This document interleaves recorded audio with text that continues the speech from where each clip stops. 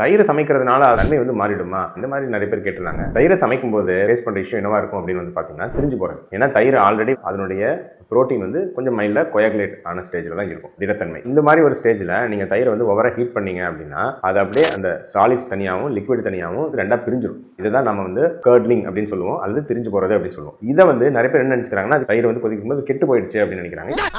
இது கெட்டு போறது கிடையாது. இன்னொன்று, நுண்சத்துக்கள், கால்சியம், புரதங்கள், கொழுப்புகள் அது சூடு பண்ணா எல்லாம் அழிஞ்சு போயிடாதா அப்படின்னா, பொதுவாகவே தயிரை வந்து பார்த்தீங்கன்னா பயங்கர ஹை ஹீட்ல சூடுபடுத்த மாட்டாங்க. ஏன்னா அது திரிஞ்சிடும் அப்படிங்கிறனால டெம்பரிங் அப்படின்னு சொல்லுவாங்க. தயிரை அப்படியே மிதமான சூட்டில் வச்சு வேற ஒரு சூடான லிக்விட அப்படியே ஸ்லோவா மலைச்சாரல் மாதிரி தயிருக்குள்ள ஊற்றுவாங்க. ஸோ என்ன ஆகும் அப்படின்னு வந்து பார்த்தீங்கன்னா, உங்களுக்கு அந்த தெரியாது. அல்லது ரொம்ப லோ டு மீடியம் ஃப்ளேம்ல சமைக்கலாம். அல்லது வந்து பார்த்தீங்கன்னா உணவு சமைச்சு முடிக்கக்கூடிய ஸ்டேஜில் தயிர் ஆட் பண்ணலாம். இந்த மாதிரி விஷயம்லாம் பண்ணும்போது உங்களுக்கு தயிர் வந்து திரிஞ்சு போகாமல் இருக்கும். அப்புறம் தயிரில் இருக்கக்கூடிய புரதங்கள், தயிரில் இருக்கக்கூடிய கொழுப்புகள் அதெல்லாம் வந்து எதுவும் குறைஞ்சு போகாது. அப்படியே தான் அது சூடுபடுத்தினாலும் அதே அளவில் தான் இருக்கும். ஸோ அதனால தாராளமாக நீங்கள் தயிரை சூடுபடுத்தி சாப்பிடலாம்.